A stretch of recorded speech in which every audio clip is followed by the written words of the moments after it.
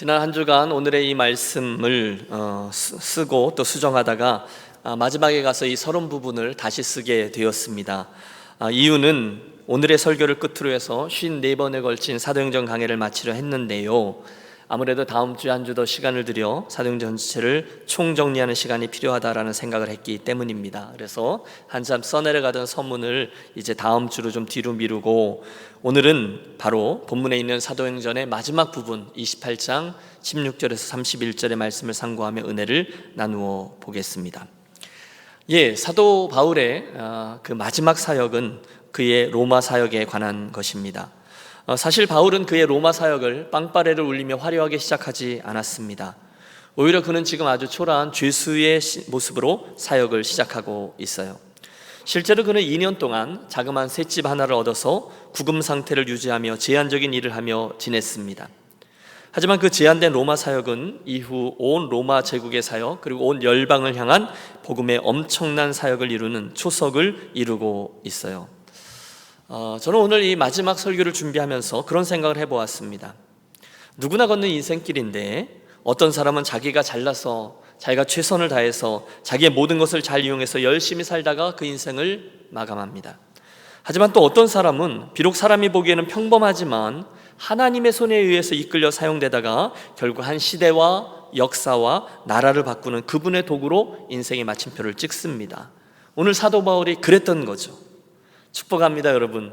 저와 여러분의 인생과 우리 유니온교회 행보가 바로 그것처럼 한 번 사는 인생, 한 번 믿는 예수, 한 번 섬기는 헌신, 그리고 한 번 세우는 교회 하나님 나라를 통해서 하나님의 역사에 존귀하게 사용되는 우리 모두가 되시기를 바랍니다. 본문 28장 16절은 이렇게 시작하고 있습니다. 우리가 로마에 들어가니 바울에게는 자기를 지키는 한 군인과 함께 따로 있게 허락하더라. 가이사라에 함께 온 죄수들은 그 가이사라에서 이제 백부장 율리오라는 사람에게 여러 명의 죄수가 함께 위탁되었잖아요. 함께 로마에 온 죄수들은 모두들 감옥을 향했지만 바울만은 특별 대우를 받아서 한 군인의 감시하에 어느 정도의 자유를 누리며 로마 생활을 하게 되었습니다. 아마도 그가 가지고 있던 로마 시민권이나 또는 백부장 율리오의 특별한 보고 때문이 아닐까 추측하는데요, 오늘 30절의 기록을 통해서 우리 알 수 있듯이 그는 재판을 기다리다가 약 2년간 셋집 하나를 얻어서 거기서 생활합니다. 물론 바울은 늘 그랬듯이 로마의 거리로 뛰쳐나가 많은 사람들 앞에서 복음을 외치고 또 그들이 논쟁하려고 오는 사람들과 대화하고 또 말씀을 가르치고 그러면서 그의 사역을 진행하고 싶었을 것입니다. 하지만 그는 제한된 신분을 가지고 있었어요. 그래서였을까요? 그는 그 형편에서 자기가 할 수 있는 최선의 방법으로 복음의 수고를 감당하고 있습니다. 여러분, 저는 이게 인상적입니다.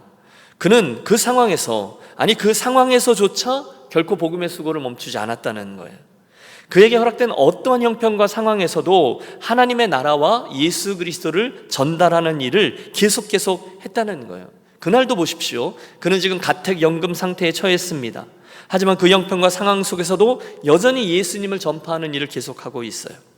정말 그 안에는 이 복음 전파라는 피가 흐르고 있었던 것 같아요. 구체적으로 어떻게 했습니까? 첫째, 우선 그는 자기의 그 불편한 상황에 적응하면서 당시 지중해 연안 여러 곳에 있는 교회들과 성도들을 향해서 원거리 목회를 진행했습니다. 즉, 편지를 쓰는 거예요. 오늘 우리가 대하고 있는 서신서들 있지 않습니까? 에베소서, 빌립보서, 골로새서, 빌레몬서, 이런 서신서들이 바로 그의 그 감금 상태의 로마 셋집, 그리고 이후에 감옥 속에서 쓰여진 편지글들이었어요. 의미하는 바가 있죠? 그가 처한 열악한 상황이 문제가 아니었다는 거예요. 대신에 그는 그가 처했던 그 상황마저도 복음을 위해서 사용했다는 것입니다. 재미있는 예가 에베소서에 등장하는 저 유명한 하나님의 전신갑주 비유라고 생각해요. 여러분, 저와 함께 상상력을 동원해 보십시오. 그가 어느 날 에베소에 있던 교회에게 편지를 쓰고 있는 거예요. 에베소서죠. 그런데 갑자기 매일매일 한 명씩 와서 교대로 그를 지키고 있는 로마 군인에게 시선이 가는 거죠. 특별히 그 군인의 군장들이 눈에 띄었어요. 거기서 영감을 얻어 편지를 써내려갑니다. 여러분, 에베소서 6장에 유명한 말씀이 나오죠. 정말로 너희가 주 안에서와 그 힘의 능력으로 강건하여지고 마귀의 괴계를 능히 대적하기 위하여 하나님의 전신갑주를 입으라. 뭘 입어요? 전신갑주. 그리고 나서 그 하나하나 전신갑주를 리스트하는데 자기를 감시하고 있던 로마 군인에게서 영감을 얻은 거예요. 잠깐만 서보시오. 그리고는 허리띠를 보고 진리 허리띠를 씁니다. 그 다음은 그의 흉배를 보고 의의 흉배, 그 다음은 그의 신발을 보고 평안의 복음에 예비한 신, 그러면서 차례차례 믿음의 방패, 구원의 투구, 그리고 성령의 검을 차례로 보면서 이야기를 진행했어요. 여러분, 성경에 나오지 않아요? 제가 그냥 생각한 거예요. 이해가 되셨죠? 바울은 어떤 형편에서든지 그곳에 있는 것을 접촉점으로 삼아서 그 상황과 환경을 복음 전파와 목회를 위해 사용했다는 거예요. 대단하지 않습니까? 두 번째, 사도 바울 그 로마의 사역의 특징은 그러면서도 저가 동족 유대인들을 향한 그의 관심을 놓지 않았다는 데 있습니다. 그는 로마에 있는 동안에 여러 귀족들, 심지어 가이사 가문의 사람들에게도 복음을 전했고 교제했습니다. 하나님이 여신 이방인 사역에 최적화되어져 있는 것이 로마였어요. 모든 사람들에게 복음을 증거했어요. 그러나 동시에 그는 유대인들, 동족을 향한 그의 마음을 감추지 않았습니다. 오늘도 17절을 보세요. 사흘 후에 바울이 유대인 중에 높은 사람들을 청하여 그들이 모인 후에 이르되, 어떤 민족이요? 유대인에게. 아마 로마에 있었으니까 글쎄 오늘날로 말하면 이스라엘의 그 로마 대사 이런 사람들이겠죠. 여러 이유가 있어서 세계의 중심에 와서 살고 있었던 유대인들, 그들 중에 높은 사람들을 청해서 그들에게 복음을 증거했다는 겁니다. 물론 여러분, 사도 바울은 자기가 이방인들을 위한 사도로 부르심을 받았다는 것을 자각하고 있었습니다. 또 그의 민족 유대인들은요, 끊임없이 자기를 괴롭히던 사람들이었습니다. 여러분, 지금 와 있는 이 로마 행도 사실은 그 예루살렘에 있던 유대인들이 무고한 자기를 고소했기 때문에 그게 묶이고 열리고 연결되어서 여기까지 이른 것 아닙니까? 그를 때린 자도 유대인이에요. 그를 욕한 자도 유대인이에요. 그를 고소한 자도 유대인이에요. 그런데 그럼에도 불구하고 그는 동족 유대인들을 향한 영혼의 부담감을 늘 가지고 있었습니다. 이건 은혜입니다. 신비입니다. 대표적인 예가 로마서 9장에 나오는 동족을 향한 저의 절절한 기도가 아니겠습니까? 내가 그리스도 안에서 참말을 하고 거짓말을 아니하노라. 내게 큰 근심이 있는 것과 마음에 그치지 않는 고통이 있는 것을 내 양심이 성령 안에서 나로 더불어 증거하노니. 마음속에 힘듦이 있다는 거예요. 뭐죠? 나의 형제 곧 고륙의 친척을 위하여 내 자신이 저주를 받아 그리스도에게서 끊어질지라도 원하는 바로라. 무슨 얘기입니까? 이방인들에게 복음이 전해지고 그래서 그들이 구름대와 같이 몰려와서 예수를 믿고 구원을 받는데, 그러면 그럴수록 이 복음을 증거하던 사도 바울의 마음 안에 안타까움이 있다는 거예요. 자기의 동족 유대인들이 끝까지 복음을 거절한다는 거죠. 바로 그 상황이 너무도 안타까워서 그가 하나님께 절규하고 있어요. 하나님, 혹시 은혜를 주셔서 내 동족, 내 고륙의 친척인 유대인들이 혹시 구원받을 수만 있다면, 혹시 그렇게만 된다면 나 자신이 멸망을 당하고 저주를 받아 그리스도에게서 끊어질지라도 그래도 좋겠습니다 라는 기도인 거죠. 여러분, 바로 여기에 저와 여러분이 다른 나라를 향한 선교도 강조하고 선교사님들도 보내고 계속해서 진행하지만, 동시에 저와 여러분의 가족이나 LA 땅에 있는 지인들이나 저 북녘 동포에 대한 수고를 놓치지 말아야 될 분명한 이유가 자리합니다. 그처럼 그는 동족 유대인들을 포기하지 않았다는 거예요. 보세요.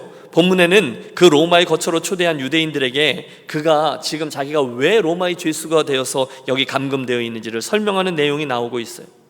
그들에게 설명하는 거죠. 나는 전에 예루살렘에 갔다가 거기 있던 유대인들의 모함으로 억울하게 잡히게 되었는데, 사실 나는 결코 이스라엘을 헤아려 한다거나 우리 조상들의 그 옛날의 규례를 배척한 적이 없었습니다. 억양은 굉장히 겸손합니다. 절대로 유대인들을 비난하지 않아요. 그저 자기의 무고함을 잠잠히 설명합니다.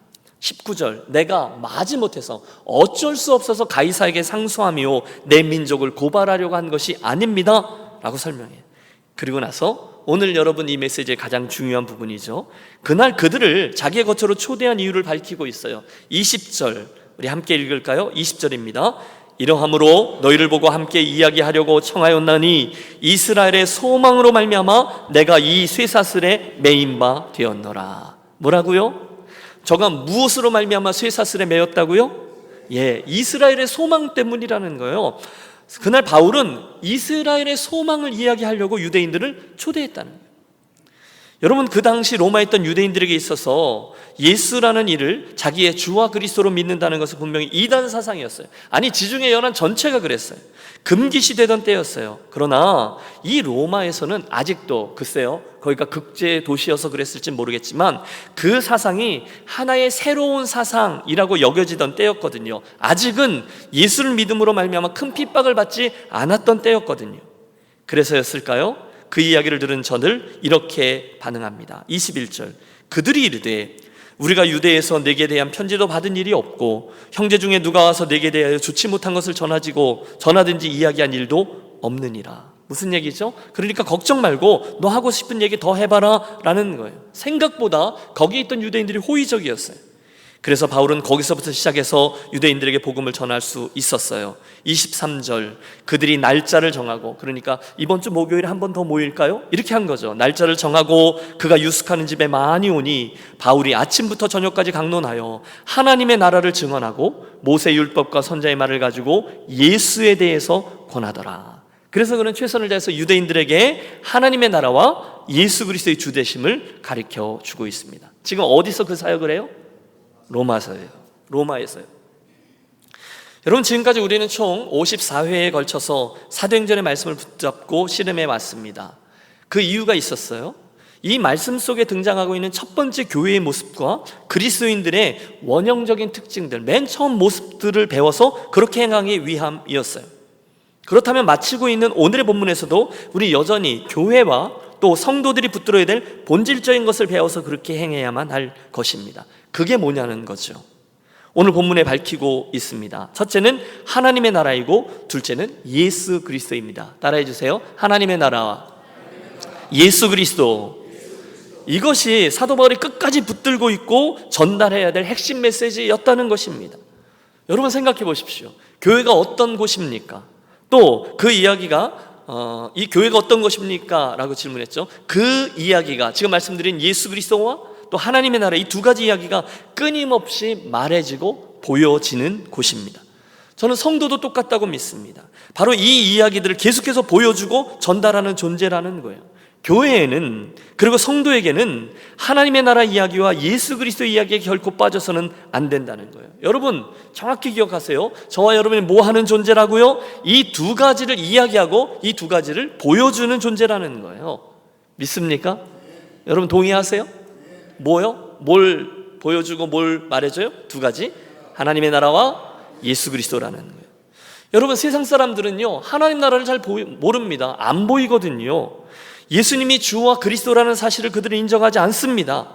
아무리 말해도 그것을 믿지 못해요. 눈으로 보이지 않아요. 그 단지 보이는 것만이 전부라고 생각하는 사람들이에요.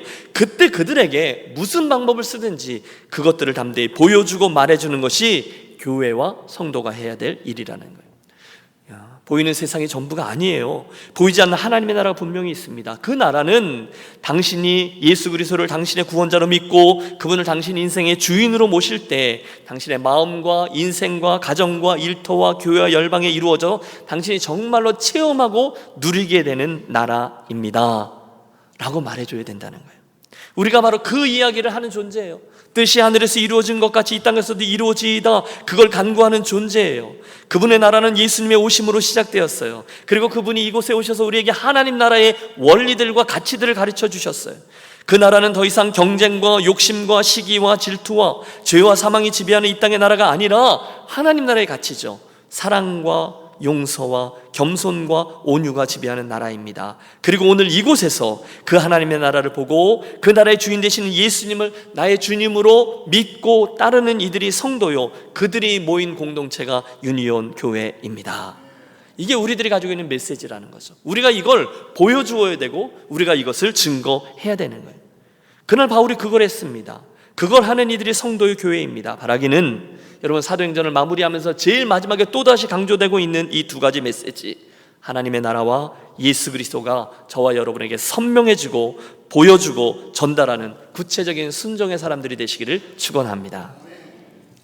하지만 동시에 이어지는 말씀을 보면 이 메시지를 듣는 이들의 반응이 두 가지로 나뉘어지고 있음을 보여줍니다. 사실 오늘 저와 여러분을 포함해서 예수 믿는 분들은요, 정말 놀라운 축복을 받은 사람들이에요. 왜냐하면 23절을 보세요. 바울은 자기에게 나온 사람들에게 하나님의 나라와 예수 그리스도를 전했습니다. 그런데요, 24절을 보세요. 그 말을 믿는 사람도 있고 믿지 아니하는 사람도 있어. 뭐라고요? 말씀을 들었는데 그 말을 다 듣고 믿었느냐? 아니라는 거예요. 여러분, 사실이 그렇습니다. 복음을 전했는데, 진리의 말씀을 전달했는데 모든 사람들이 다 그 말씀을 잘 듣고 모두 다 우리처럼 이렇게 믿음으로 반응합니까? 대답을 좀 잘 해주세요. 모든 사람들이 이 말씀을 들으면 그대로 믿음으로 반응합니까? 아니죠. 오늘의 이 말씀처럼 어떤 이들은 듣고 어떤 이들은 안 들어요. 그런데 그건요, 늘 일어나던 일이라는 거예요. 똑같은 일들이 그 이전에도, 그리고 오늘 본문의 이 사건 속에서도 그날 이후 오늘까지도 똑같이 반복되고 있어요. 참 신기해요.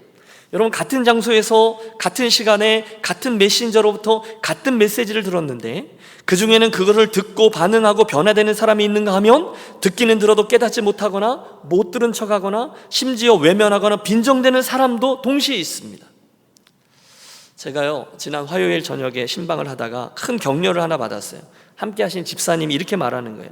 목사님, 지난 2월 17일에 하셨던 설교 중에 이런 말씀을 하셨는데 하나님이 그 말씀을 통해서 저에게 이런 걸 컨펌, 확증해 주셨습니다 라고 하시는 거예요. 여러분, 제가 큰 감동을 받았어요. 그분은 그 설교 중에 드린 말씀은 물론이거니와 설교 날짜까지도 분명히 기억하고 계셨어요. 저는 여태까지 목회하면서 그 설교 날짜 되는 분은 한 번도 못 봤어요. 여러분, 포인트는 이겁니다. 은혜라는 거예요. 분명히 같은 설교인데 어떤 분은 그 속에서 자기에게 주신 현장의 말씀을 듣고 반응해요. 그런데 어떤 분은 역시 우리 목사님 목소리 되게 좋아 이러고 말아요. 여러분, 이해가 되셨어요? 어떤 분은 주님께서 그날의 말씀을 통해서 자기에게 들으라고 하신 말씀을 분명히 전달했는데도 그걸 깨닫지 못합니다. 어떤 분들은 못 들은 척하기도 해요. 어떤 분들은 외면해요. 어떤 분들은요, 빈정대기도 해요. 근데 그 일은 늘 그랬다는 거예요. 그래서였을까요? 사도 바울이 그 다음에 이사야서의 말씀을 그대로 인용합니다. 본문 26절과 27절인데요 함께 읽을까요? 일러스되 이 백성에게 가서 말하기를 너희가 듣기는 들어도 도무지 깨닫지 못하며 보기는 보아도 도무지 알지 못하는도다. 이 백성들의 마음이 우둔하여져서 귀로는 둔하게 듣고 그 눈은 감았으니 이는 눈으로 보고 귀로 들어 마음으로 깨달아 돌아오면 내가 고쳐줄까 함이라 하였으니. 무슨 얘기예요? 언제나 어디서나 듣는 사람이 있고 안 듣는 사람이 있다는 거예요. 바울만 그랬다는 게 아니죠. 그 전에 스데반 때도 그랬어요. 구약의 선지자들 때에도 그랬어요. 심지어 하나님 자신이 예수 그리스도가 되어 이 땅에 오셔서 직접 당신의 하나님 나라를 당신의 입으로 말씀하실 때에도 동일한 일들은 항상 일어났어요. 믿고 반응하는 자, 끝까지 거절하는 자. 제가 좋아하는 김동호 목사님의 예화가 기억나네요. 하나님이 설교자의 모든 것, 즉 설교자의 성품, 설교자의 공부, 설교자의 상황, 설교자의 인격, 설교자의 말투까지 다 사용하셔서 설교 행위를 하도록 하시기 때문에 모든 설교에는 그의 인간적인 어떤 도리나 하나님의 말씀이 금이 함께 자리할 수 있다는 거예요. 그런데 어떤 사람은 매 설교마다 금을 캐내는 분이 있는가 하면 어떤 분은 늘 돌만 캐내는 분이 계시다는 거예요.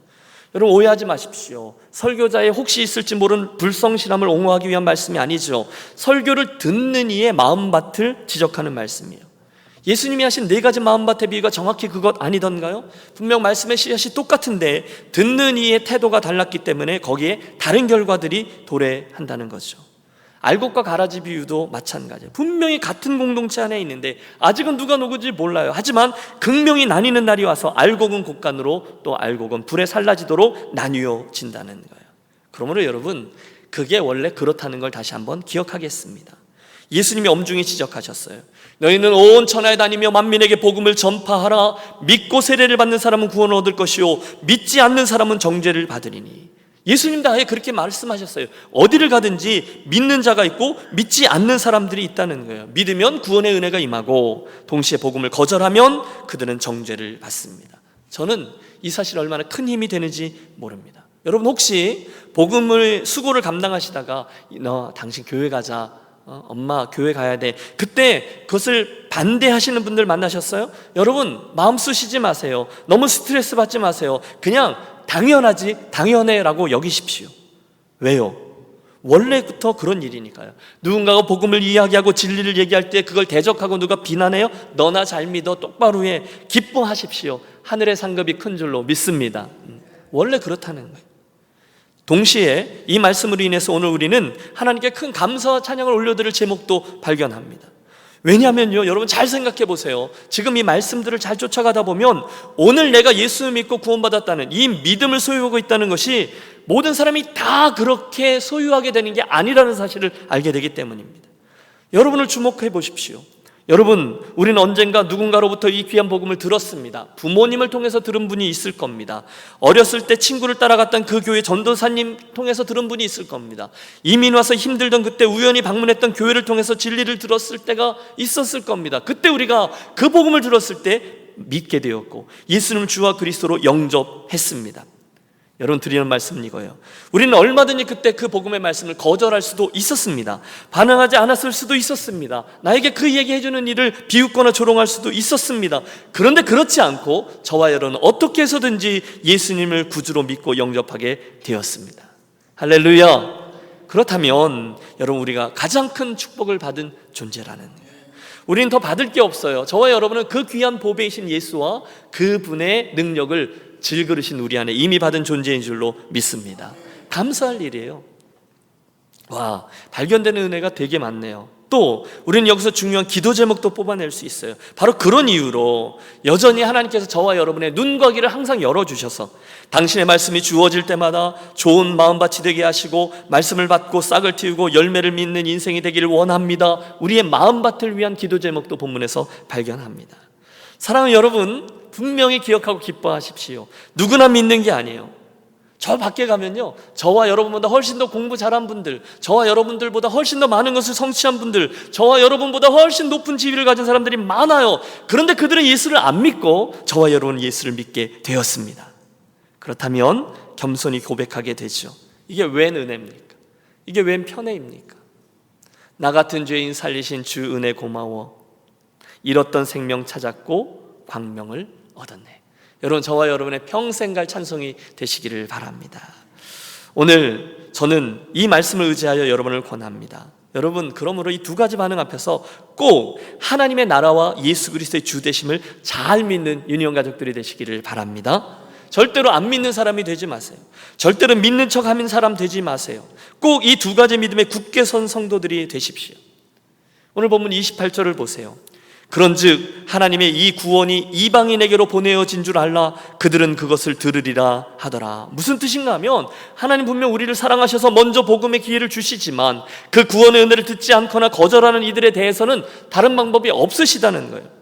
아니, 당신은 우리 말고도 그 말씀을 듣고 당신께로 돌이킬 수 있는 많은 다른 영혼들을 저기 가지고 계시다는 거예요. 우리가 이것 갖고 교만하면 안 된다는 거예요. 저곳에 아직도 예수 그리스도의 주 되심을 우리가 아니더라도 여전히 그것을 듣고 목말라하며 듣고 싶어하고 구원을 얻고자 하는 이들이 많이 있다는 거예요. 그러므로 우리는 교만해서는 안 된다는 거죠. 대신에 두려움과 떨림으로 우리에게 주신 구원을 끝까지 이루어 나가야 할 것입니다. 하나님이 원가지도 아끼지 아니하셨으니 하물며 너희일까 보냐. 여러분, 원가지가 누구죠? 유대인들이에요. 그런데 우리가 누구죠? 접붙임을 받은 가지들이거든요. 원가지도 아끼지 아니하였으니 하물며 너희일까 보냐. 그러므로 여러분, 나나되니까 예수 믿게 하셨지 아닙니다. 다만 그분의 설명할 수 없는 섭리 때문에 저와 여러분을 먼저 믿게 되었습니다. 그러면 감사합니다 주님, 내게 주신 구원의 은혜를 평생 붙들고 은혜에 반응하며 살겠습니다. 그게 맞아요. 그게 은혜 받은 이의 바른 반응이죠.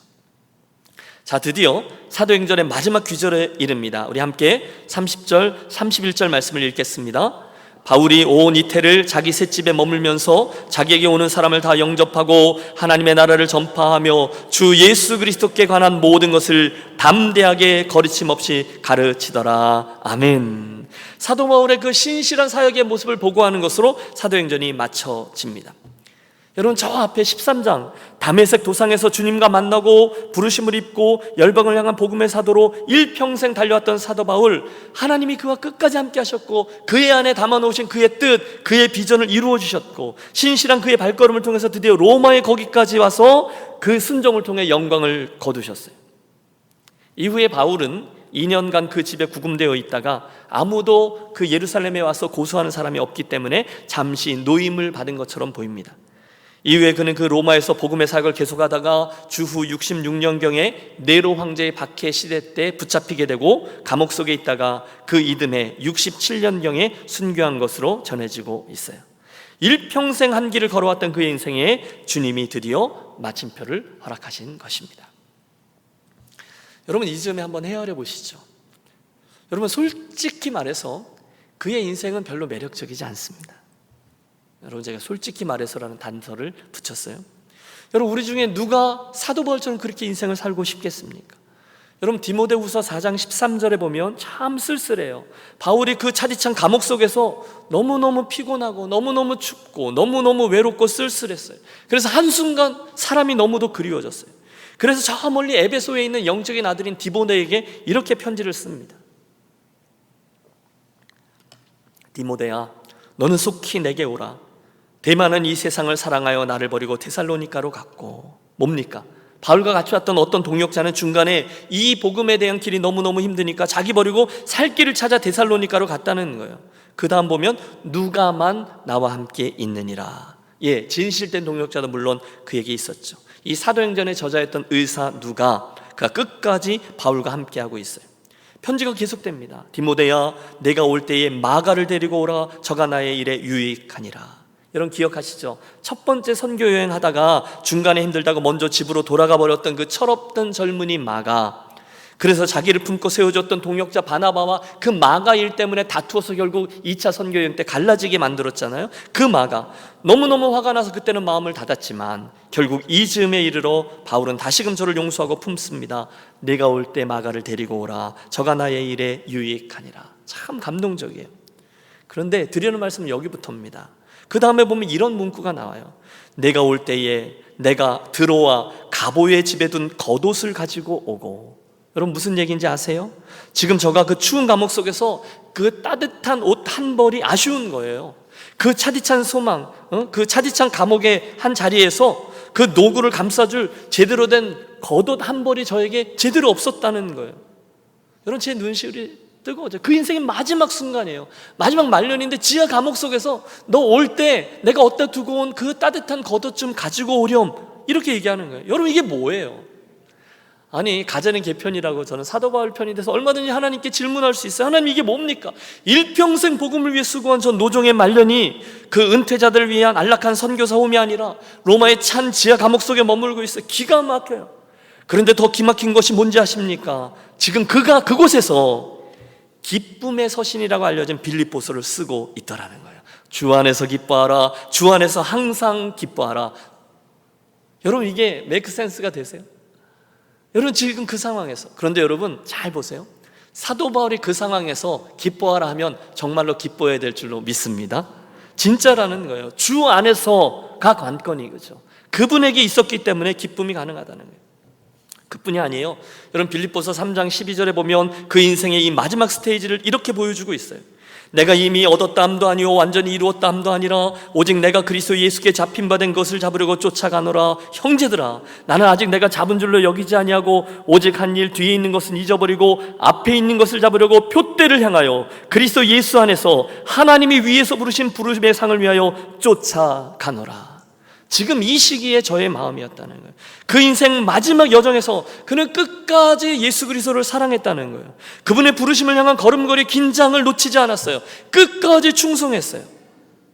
여러분 제 질문은 이겁니다. 어떻게 그럴 수 있었을까요? 디모데에게 썼던 편지, 그 디모데후서 4장 6절에는 그 당시 자신의 형편에 대해서 이렇게 설명하고 있어요. 관제와 같이 내가 벌써 부음이 되고 나의 떠날 기약이 가까웠노라. 뭘 느끼고 있었던 거죠. 그의 인생의 마침표가 가까이 온다는 걸 알았어요. 내가 선한 싸움을 싸우고 나의 달려갈 길을 바치고 믿음을 지켰으니 이제 후로는 나를 위하여 의의 면류관이 예비되었으므로 주 곧 의로우신 재판장이 그날에 내게 주실 것이니 내게만 아니라 주의 나타내심을 삼하는 모든 자에게니라. 사도 바울은요 자기가 누군지를 알았습니다. 그분의 부르심에 대한 자각이 그로 말미암아 끝까지, 그 부르심에 대한 책임감이 그로 말미암아 끝까지 달려갈 수 있게 주었습니다. 그건 맞아요. 그런데 여러분 그게 다일까요? 아니요. 한 가지가 더 있습니다. 그것이 바로 오늘 이 사도행전 마지막 부분에 나오는 이 본문에 나오는 또 하나의 이유 때문입니다.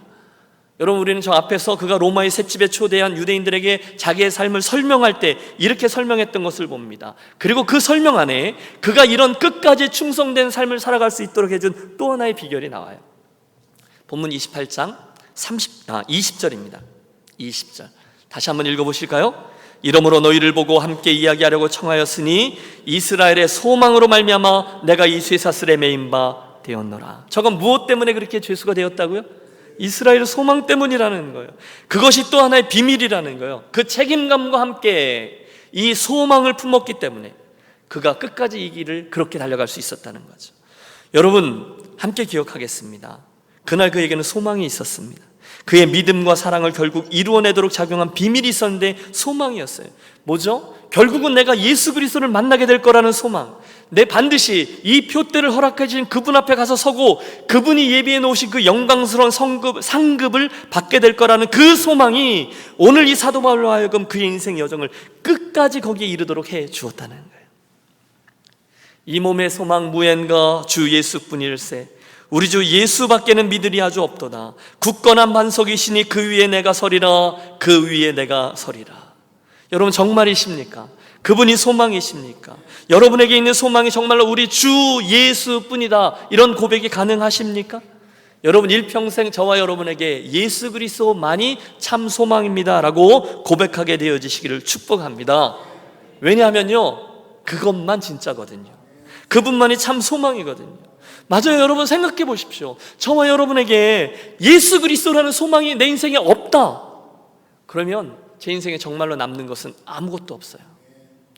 그날 사도 바울의 그 지하 감옥 속에서 그 셋방에서의 마지막 소망은 예수 그리스도 그분뿐이었습니다. 자기를 다메섹 도상에서 붙드셨고 일평생 생명을 구원하시는 복음 증거자로 살게 하셨으며 그로 인해 결국 모든 이들로 하여금 자기가 똑같이 그 하나님 나라를 소망하도록 만드는 일을 해게 해주신 그분에 대한 소망이 그로 하여금 이 로마에 이르게 하였고 끝까지 그 일을 하게 해 준 것입니다. 이 아침 저도 여러분도 바로 그 소망이 분명해지는 성도들이 되시기를 축복합니다. 주여, 내가 무엇을 바라리요? 나의 소망은 주께 있나이다. 시편 기자의 고백이에요. 오늘 설교의 결론으로 저는 여러분과 함께 그림 하나를 좀 보려 합니다. 여러분, 이 그림은요, 빅토리아 여왕 시대의 뛰어난 조각가 그리고 화가였던 조지 프레드릭 와츠라는 사람이 그린 소망이라는 작품이에요. 여기에 나오는 여인이 있어요. 누군가는 이 여인을 소경이라고 이야기하죠. 눈을 이렇게 가렸거든요. 보시면 이 여인은 둥근 지구 위에 앉아서 하프를 켜고 있습니다. 그런데 이 그림을 자세히 보시면 그녀가 켜는, 지금 잘 안 보이시지만 여러분 자세히 가까이 가보면 그녀가 켜는 저 하프의 모든 줄들은 다 끊어져 있습니다. 그리고 마지막으로 딱 한 줄만 남아있어요. 자, 지금 그녀가 마지막으로 음악을 연주하려 합니다. 마지막으로 딱 한 줄 남은 그 줄만이 남아져 있어요. 그런데 그 남은 줄마저 끊어지면 그녀의 모든 소망은 사라지게 되는 거예요. 그런데 그 마지막 줄을 의지해서 연주를 시작하는 거예요. 그 그림, 이 작품의 제목이 뭐라고요? 예, 소망입니다. 많은 이들이, 이제 작가는 그렇게 작품을 만들었고 많은 이들이 이 작품을 해석하죠. 근데 비슷하게 해석하고 적용합니다. 참 소망이 무엇인가? 이 작품은 우리로 그걸 질문하게 해주는 그림이라는 거예요. 저도 이 작품을 나름대로 해석해 봅니다. 그렇죠? 여러분, 사람들은 누구나 나름대로 각자의 인생이라는 하프를 가지고 자기를 연주합니다. 각자의 소망들입니다. 나름대로 건강, 돈, 외모, 학벌, 성공, 지위, 사업, 친구, 자녀 등등 우리들 인생을 연주할 줄들은 굉장히 많아요. 하지만 여러분, 엄밀히 생각해 보십시오. 이 세상에 이런 줄들은 모두 다 시간이 가면 어느 날 시들시들해지고 느슨해지고 언젠가는 다 끊어지는 것들입니다. 동의하시죠? 언젠가는 시들해지고 끊어져요. 사라져요. 언젠가는 우리가 소망이라고 생각했던 이 모든 것들이 다 끊어지는 날이 와요. 바로 그때 저와 여러분에게 마지막으로 끝까지 남아 우리들에게 진정한 소망이 되어주는 것이 있다는 거예요. 무엇이냐는 거예요. 여러분, 대답해 보세요. 오늘 여러분의 인생에 과연 끝까지 남아 우리가 끝까지 튕길 수 있는 줄, 그래서 우리들의 인생을 연주해낼 수 있는 마지막 줄이 무엇일까요? 우리가 조심하고 전전긍긍하고 애태우고 노심초사했지만 제일 결국에 마지막까지 남아서 우리들의 인생을 표현할 수 있는 마지막 줄, 그 소망은 과연 무엇입니까? 저는 확신해요. 그때 성도인 저와 여러분에게 제일 마지막으로 남아있는 소망의 줄은 오직 한 분, 우리 주 예수 그리스도뿐임을 믿습니다. 그분이 진짜 소망이에요. 제일 마지막에 가보세요. 여러분, 우리가 가지고 있는 모든 것들 중에 마지막까지 남겨져 있는 것은 그분뿐이에요. 그분만이 참 소망이에요. 이러므로 너희를 보고 함께 이야기하려고 청하였나니 이스라엘의 소망으로 말미암아 내가 이 쇠사슬에 매인 바 되었노라. 무엇 때문에? 예수 그리스도라는 소망 때문에 내가 여기까지 이렇게 되었다는 거예요. 저와 여러분에게 그 예수 그리스도를 소망하는 마음이 바로 이 사도 바울만큼 커지게 되시기를 축원합니다. 끝. 그리고 사도행전이 마쳐집니다. 여러분, 사실 사도행전은 어떤 공식적인 마무리 글이나 이런 것 없이 갑자기 마쳐집니다. 학자들은 이것을 오픈 엔딩이라 부르며 여러 가지 추측들을 하죠. 아마 그리고 나서 그 다음날 사도 바울이 갑자기 체포됐을 것이다. 어떤 사람은 사도행전의 저자인 이 누가가 조만간 다른 책을 또다시 이어서 시리즈로 쓰려고 그냥 이렇게 대충 마쳤을 것이다. 하지만 저는 이유는 무엇이든 이런 갑작스러운 마침을 통해서 하나님이 주시는 메시지는 분명하다고 믿습니다. 그것은 저와 여러분이 이제는 그 이후 교회의 역사인 사도행전 29장을 직접 써내려가야 한다는 것입니다. 우리가 지난 그 2년 동안 이 모든 과정을 지켜보았어요. 교회를 지켜보았어요. 아버지의 마음도 알게 되었어요. 교회 시작점, 세워지는 과정, 교회의 특징들, 교회의 사역들, 성도의 기본적인 부분들, 이 모든 것들, 하나님 나라의 원리들을 다 살펴보았어요. 그러면 이제는 저와 여러분의 인생과 교회를 통해서 사도행전의 미완성된 부분을 그 하나님의 큰 그림 속의 오막 2장을 직접 써내려 가라는 거예요. 바울이 온 이태를 자기 셋집에 머물면서 자기에게 오는 사람을 다 영접하고 하나님의 나라를 전파하며 주 예수 그리스도에 관한 모든 것을 담대히 거침없이 가르치더라. 끝. 그리고 나서 이제 우리들이 써내려요. 그리고 우리 유니온 교회가 써내려가는 거예요. 거기에 나오는 사도행전 액츠 29, 사도행전 29장을 우리가 써내려야 할 그럴 책임이 있다는 거예요.